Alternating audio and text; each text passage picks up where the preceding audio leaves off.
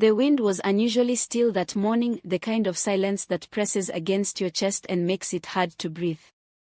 I stood in our compound beneath the neem tree, surrounded by a small crowd of family and neighbors. My eyes were red and swollen, not just from the tears I had shed, but from the ache that no prayer or embrace could soothe. I had lost my baby just a week before, and today was the ceremony at the Kilalu, a traditional Igbo ritual for mourning unborn children. My mother had laid white cloth on the ground, lit a single candle, and the priest muttered quiet words for the spirit of my child, who would never see the sun rise over Umuahia.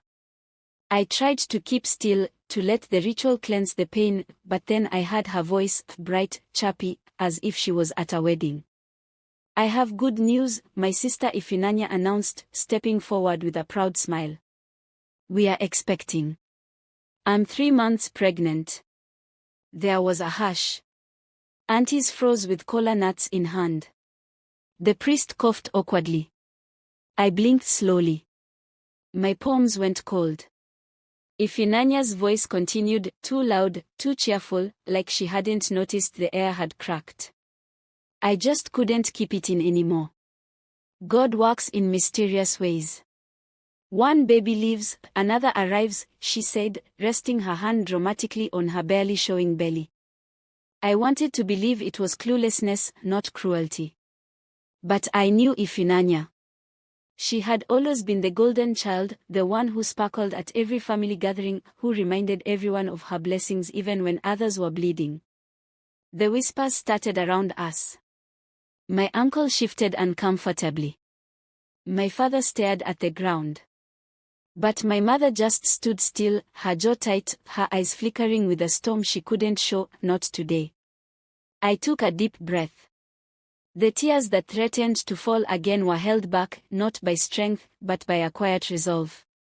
I walked to the small table beside the priest where I had kept a folded piece of paper. Slowly, deliberately, I handed it to Ifinanya. She looked surprised, smiled nervously, and opened it. Her smile faltered. Her cheeks flashed red. The words I had written were simple, but sharp as a blade. "Your child will always remind you of the one you mocked today." She froze. Her husband glanced over her shoulder and gently took the paper from her hand. His face drained of color. No one said a word. The silence now wasn't just heavy, it was unbearable. I walked back to my seat. I didn't cry anymore. Not because I was healed.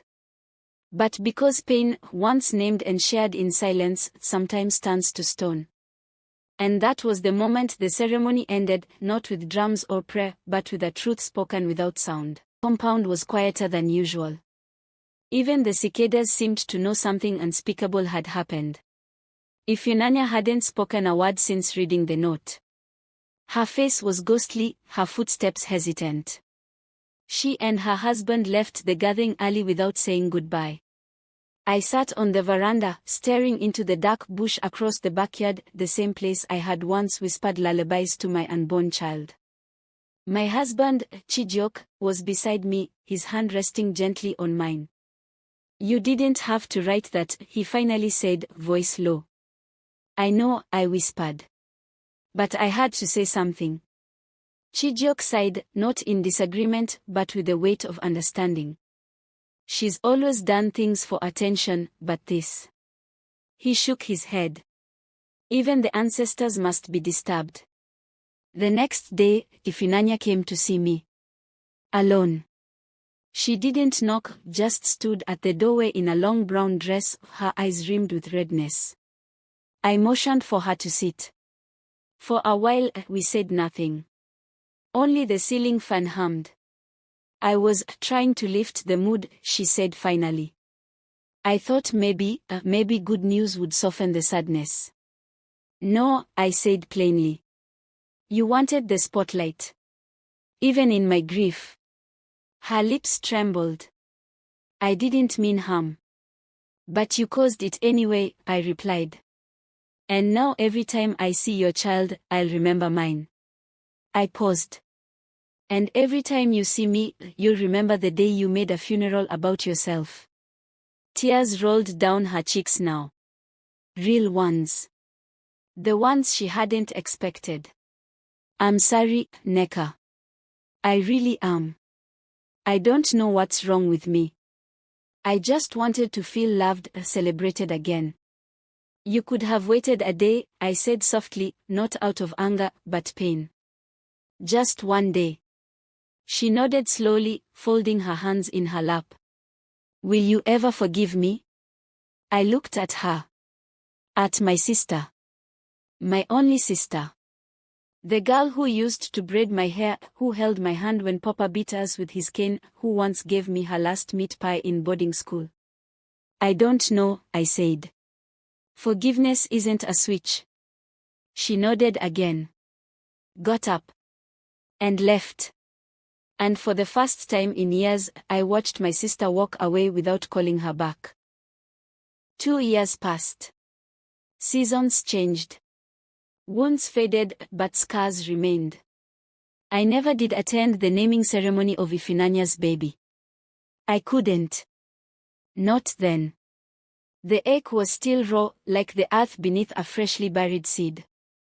But life moved on. Slowly. Unevenly. One Sunday afternoon, I was at the market in Umuahia buying yams and tomatoes when I heard a soft voice behind me. Auntie Neka. I turned. A little boy with round eyes and full cheeks smiled at me. He couldn't have been older than 2. And in his smile was a strange comfort. Who are you? I asked, bending slightly. My name is Chidubem. Mommy says it means God leads me. Before I could speak again, I heard her voice. Neka. I stood up. Ifinanya stood just behind him, holding his tiny bag, her eyes older, her posture humbler. She wasn't wearing her usual bright colors, just a plain blue wrapper and a cotton blouse. Her eyes searched mine, unsure whether I'd run or reach out. He insisted on coming to you, she said softly. He always asks about the auntie who writes letters. I knelt and hugged the child. And just like that, the final tear I had been holding inside slid down my cheek. Later, as we sat under a mango tree sipping sachet water, Ifinanya turned to me. That note you gave me, it haunted me, she said. I nodded. It was meant to. But it also changed me, she added. It forced me to see myself, to see you. The wind picked up slightly. A mango dropped nearby, startling us both. We laughed, the sound fragile, but real. I named him after the day, she continued. The day I decided to become a better woman. And maybe, a better sister. We watched Chidubem run in circles with a plastic cup in his hand, humming to himself. Something gentle filled the air, not just forgiveness, but understanding. I didn't reply with a speech. I just reached out and took her hand. Because some apologies don't need words. And some forgiveness isn't loud, it just arrives like dawn, soft and steady. Sometimes grief uncovers truths that celebrations hide. In the shadows of loss, we see people for who they truly are and who they are capable of becoming.